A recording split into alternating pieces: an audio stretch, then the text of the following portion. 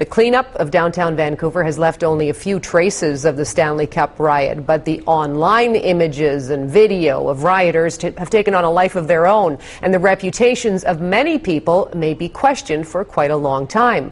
Well, Tim Weeks went to the experts to see just how one can recover from that experience. Pictures and video continue to circulate online, as well as the attempts to identify who's causing the damage. And a growing number of them have been publicly identified. People who help manage online reputations say the huge amount of interest in the riots could leave some people with a stigma for years to come. When you search a name on the internet now, on the first page comes your Facebook account, comes your LinkedIn page, comes your Twitter feed, comes photos, comes videos. So if you behave badly and there's negative information, it's really hard to get that buried. Craig says the Vancouver riot is a good case study in how people are prepared to document anything unusual. Online experts say you used to be pretty confident that what happened in Vegas stays in Vegas. They say now you'd have to say what happens in Vegas gets posted on Facebook.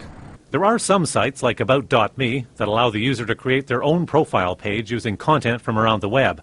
Online marketers say that can help, but say those captured doing damage will have to live like virtual saints now and document their positive actions. They say one of the best ways to start is with a public apology.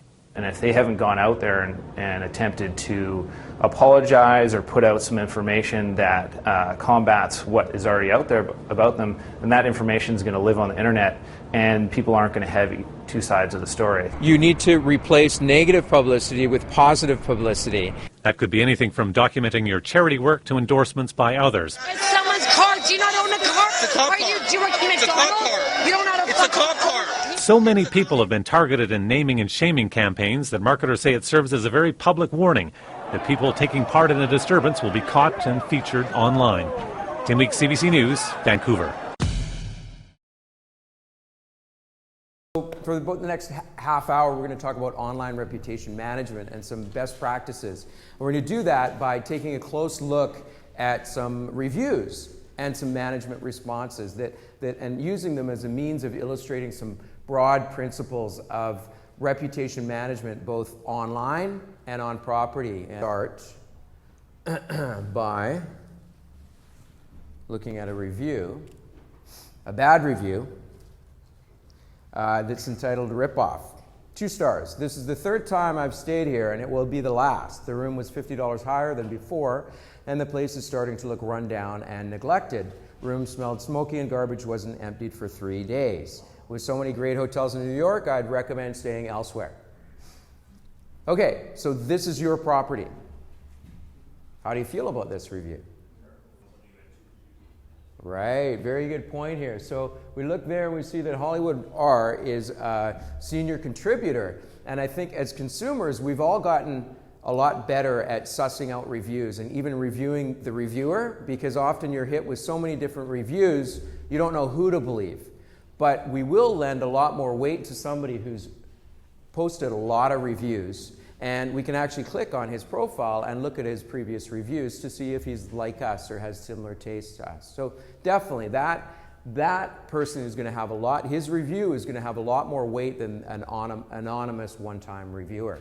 What else? What else is of special concern about this review? Right, so yeah, so he's popular, and yeah, absolutely. So again, more weight there. What else?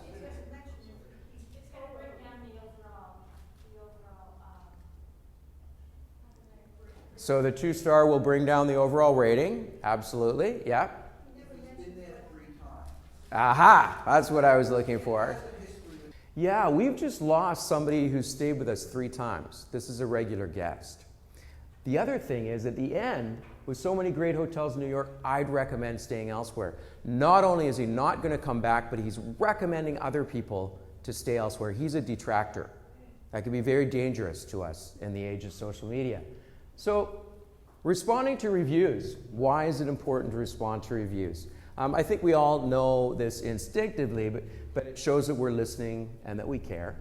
It's a chance to change perceptions, as Brian shared some statistics with us, that even when we screw up, we have the opportunity to change people's perceptions with a good, thoughtful response. And to reassure We've seen there's just so much positive and so many opportunities to use reviews as a marketing vehicle. And of course, to be accountable. There's nothing like having to sit down and sweat through the response to a review to make you really think hard about how your property is being operated. And there's a lot of hype in social media. And I think we need to be really skeptical because it can take up a lot of our time and it can be really difficult to measure results. But it has changed traveler behavior in a few areas that we really need to understand. It's changed how many travelers research trips and make decisions. I'd say most travelers. More and more travelers, before they make that decision, that purchase decision, they want to hear what other travelers are saying about the hotel or business.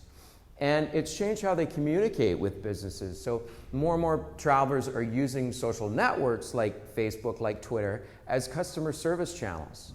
So it's difficult for us to ignore that. And then it's changed how they're sharing experiences. So more travelers are talking about their trips before their trips, during their trips, and after their trips. And Nielsen conducted a survey last year, and they surveyed 28,000 people in 56 countries about sources of advertising that they trust. And right at the top, at 92% trust factor, was recommendations from people I know. So no big surprise there. We really trust recommendations from friends, colleagues, coworkers, family. But right below the number 2 most trusted source was consumer opinions posted online. And that's interesting because these are the opinions of strangers, people we don't know, yet we have such high trust in them. Why do you think that is? Why that over all these other forms of advertising? Yeah, so you're both right. Probably they're not being paid, there's no incentive, they're not trying to sell us something. So they're more likely to tell the truth. And then when you look at these other advertising sources where we're probably spending a lot of money in cost per click or email blasts or our websites, advertising, we're finding that in some of these more traditional areas of advertising, Nielsen does this study every 2 years, trust has decreased a little bit. And so what does that tell us? Does that tell us that we're wasting our money, spending money on these advertising sources? No. We all know we're consumers. We know that we cannot fully trust a source but still be influenced by it.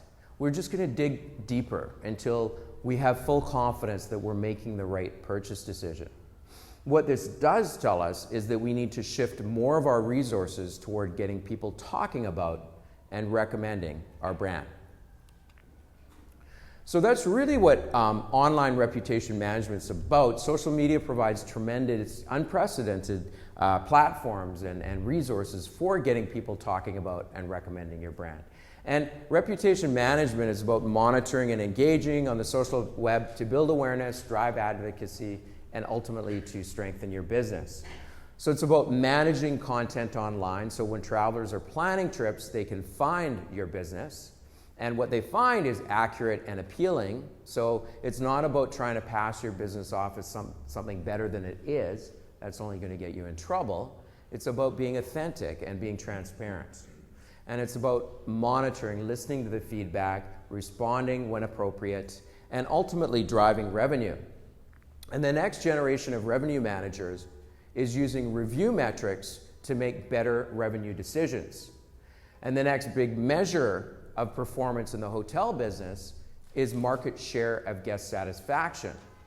Reputation management tools like Review Pro here, which is a company I work very closely with, they scour the internet for reviews and provide a score for hotels, their overall review score, and then they compare it to competitors. And now Review Pro offers this measure, which is measured in the same way that STR measures your rate, occupancy, and RevPAR index compared to your competitors. So now you can compare your market share of guest satisfaction with these other factors. So here in this graph, we're comparing guest satisfaction with revenue compared to within your competitive set. So if you are above your competitive set. Say you're in the blue quadrant, you're above your competitive set in guest satisfaction, so you're above the 100 score, yet you're below in revenue. What that suggests is that you're not maybe leveraging your good reputation to drive a high enough rate. And you can break it down by channel, by department, by guest sentiment within reviews. It all creates a very powerful tool for driving higher guest satisfaction and higher revenue.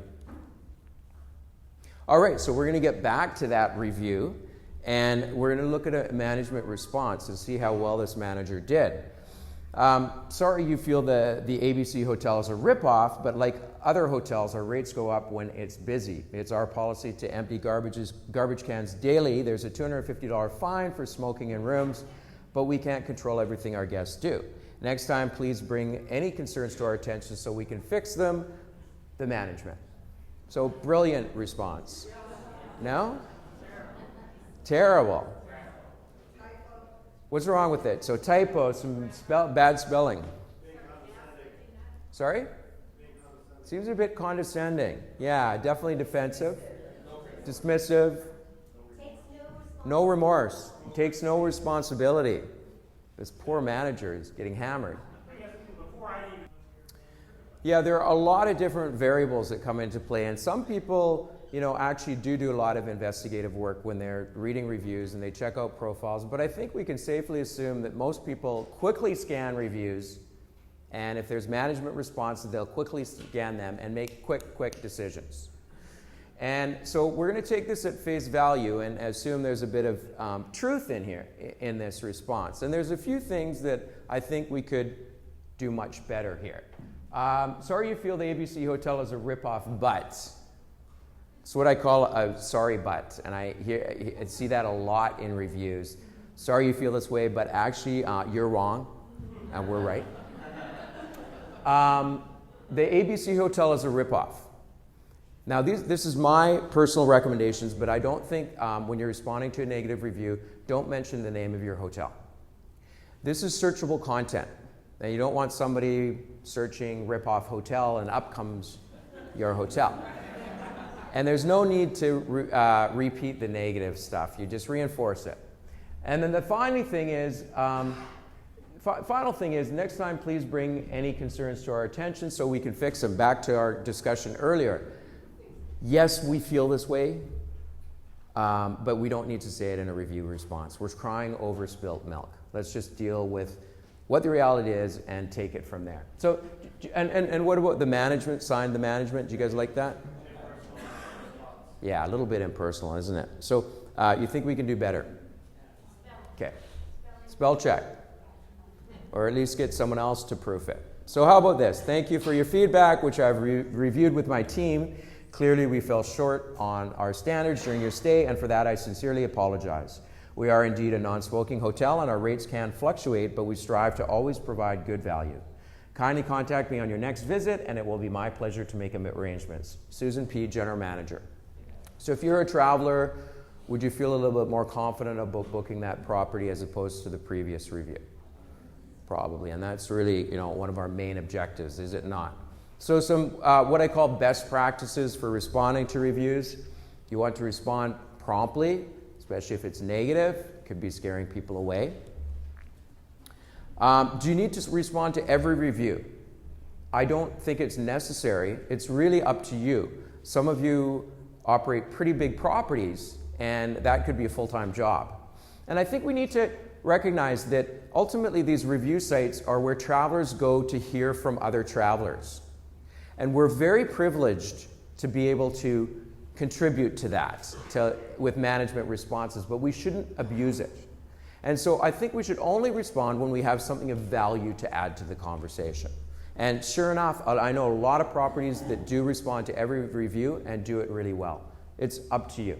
But prioritize the reviews that call for an apology, a clarification, maybe there's misinformation there, or that you simply want to draw attention to a fantastic review. And what should you say? You don't need to say much. Sometimes reviews are really detailed, aren't they? You don't shouldn't feel like you have to address every little detail. Focus on the key issues, thank the reviewer for the feedback, apologize if something went wrong, and say how you're following up so they know it doesn't just end with you. Your tone, I see in a lot of reviews this kind of uptight hotel speak that sounds like it's being dispatched from Buckingham Palace. And I think that doesn't work in social media. It calls for a much more conversational, human tone. And you can still be professional and conversational at the same time. And then show empathy, okay? So avoid being defensive. Often don't feel like we're being defensive, but that can show up in our choice of words. We really need to put ourselves in the shoes of the traveler and understand what they're going through. So let's look at another review, and this is more of a mixed review. Just okay, 3 stars. Chose this hotel mostly because of the location, but turned out to be further away from Times Square than we thought. Staff pleasant, but not terribly helpful. Room nice, but cramped and noisy. Still, price was reasonable for New York, so we'd probably go back. So is this going to help your business? Probably not much. Will it hurt it? Maybe a little bit. Sometimes, rather than, if the information is correct, rather than spending a lot of time crafting clever responses to reviews, we're better off on focusing on internal problems. And this brings to light some issues that we probably want to take care of. Turned out to be further away from Times Square than we thought. Are we misleading travelers in our marketing copy? Is this coming up more than once? And because we can't get away with misleading anymore. That used to be our favorite tactic in the hotel industry, but the smoke and mirror approach. But we can't do that anymore, can we? Staff pleasant but not terribly helpful. Wow, that's a big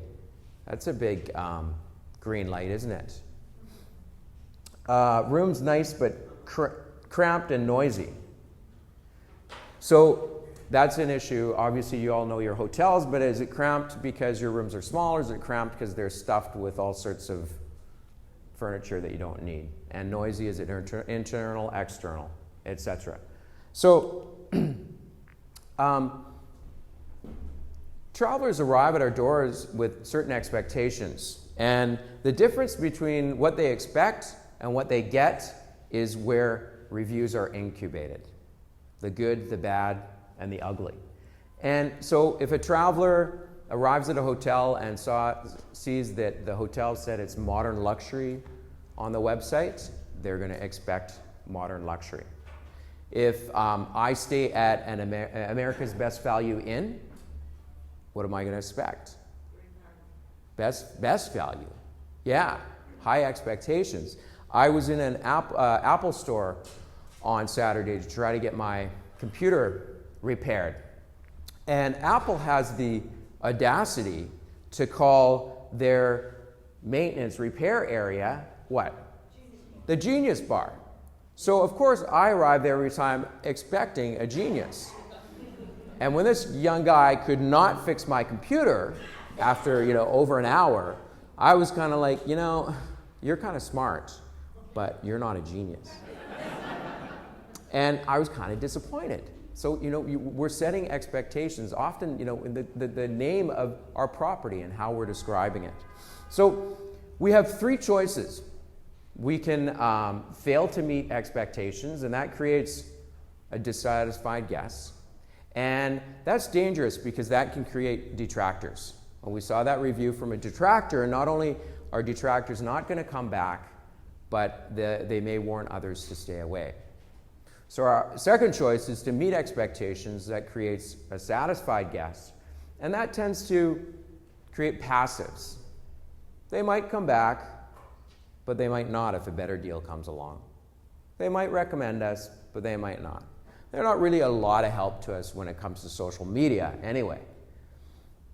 However, if we exceed expectations, we create a very satisfied or delighted guest, and that creates a very valuable type of traveler for us in the age of social media, the advocate, who not only will come back, but they'll recommend others to check us out as well. So The internal response, what we do within our organization in response to feedback is even more important than our external response. And I think we need to accept that criticism is inevitable. It's not only the travel industry that's exposed to raw reviews. It's in all types of professions. As an author, I get reviews of my books, and I got reviews as a hotel manager, so I'd get it at both ends. And all types of professions get it. And I think we need to develop a bit of a thicker skin. And sometimes the criticism is going to be fair, sometimes it's not going to be fair, but there's always something to learn. And so we want to show leadership and listen to that feedback, learn what we can, and then move on. And share it with staff. We don't want to protect our staff from this feedback, because if they're going to help us get better, they need to know what the issues are, and as well as what they're doing great. And of course, fix the problem, right? Because it's probably not going to go away if it's an ongoing issue.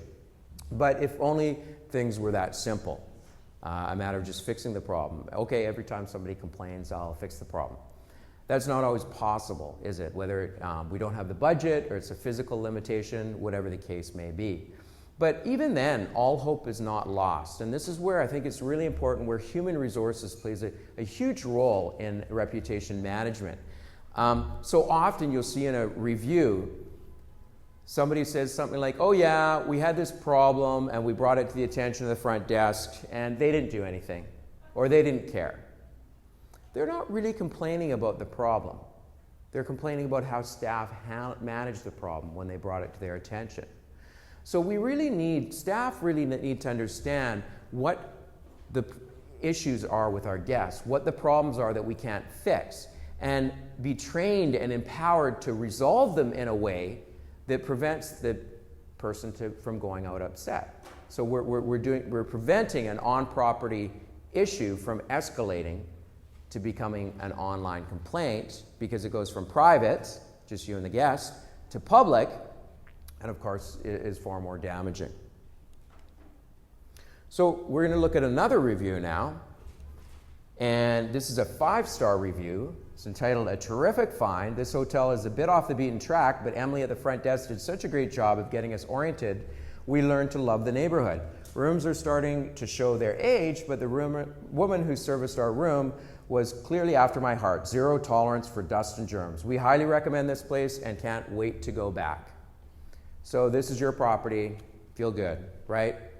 Nice response. Now, or nice review. Now, what about this mention about being a bit off the beaten track and the room starting to show their age? So we probably don't want to hear that, but if it's true, it's probably okay, right? Because these reviews are setting expectations.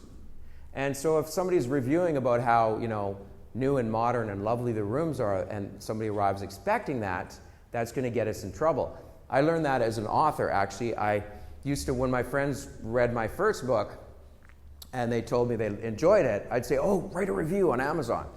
And so because they were my friend, they'd write a 5-star review and just rave about it. It's the best book they ever read.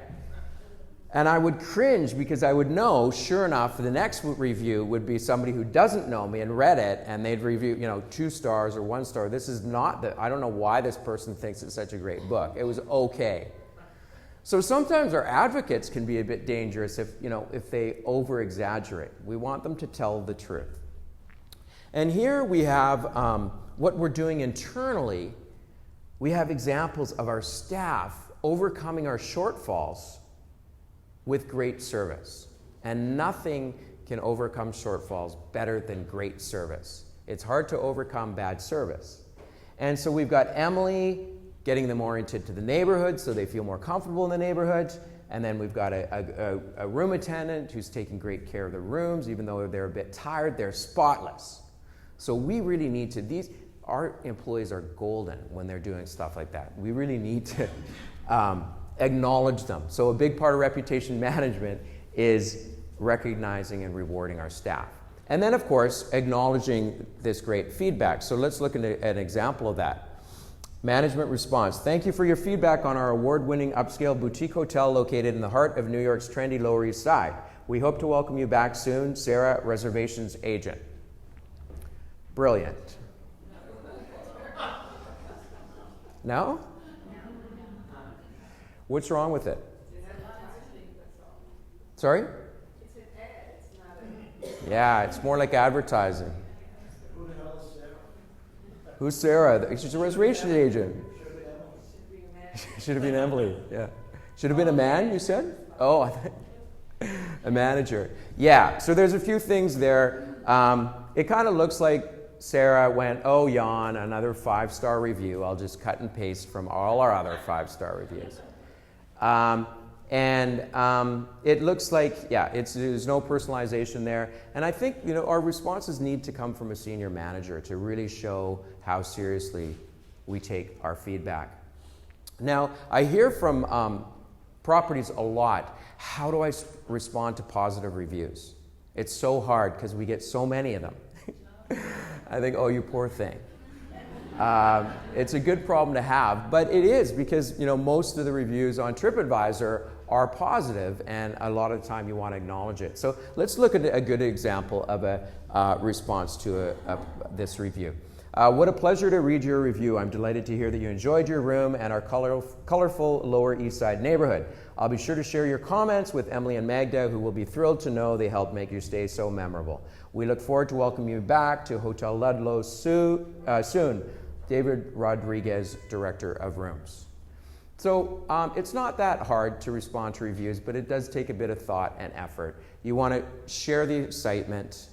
You want to speak to specifics, okay? That's one way of overcoming sounding like you're cutting and pasting, is actually acknowledge what they've said and personalize it. So quickly, just want to look at 3 other common types of reviews. Misinformation. Somebody writes something in a review that's wrong.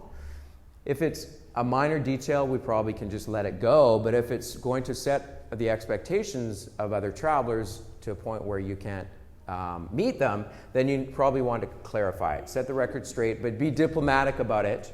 So, for example, I regret that you were misinformed, but the nightly parking fee is currently $57. How about noise? Nobody ever in New York gets noise complaints, do you? No? Okay, so when it comes to noise, we want to be transparent. We don't, again, want to mislead, but offer options. I mean, chances are every room in your hotel isn't noisy every night of the week. So, for example, the local nightlife is indeed vibrant on weekends, which attracts many of our guests. We do offer quieter south-facing rooms, so they know if noise is an issue for people that they can ask for a special type of room at time of reservation. How about lapse in security? So somebody gets checked into an occupied room. That never happens in the hotel business, does it? Or someone's car is broken into in the parking lot. So other travelers are looking for reassurance here, that the same thing's not going to happen to them. So, for example, we are committed to the safety and security of all of our guests. We have reviewed our procedures and implemented the following changes. And that, my friends, is some best practices to online reputation management.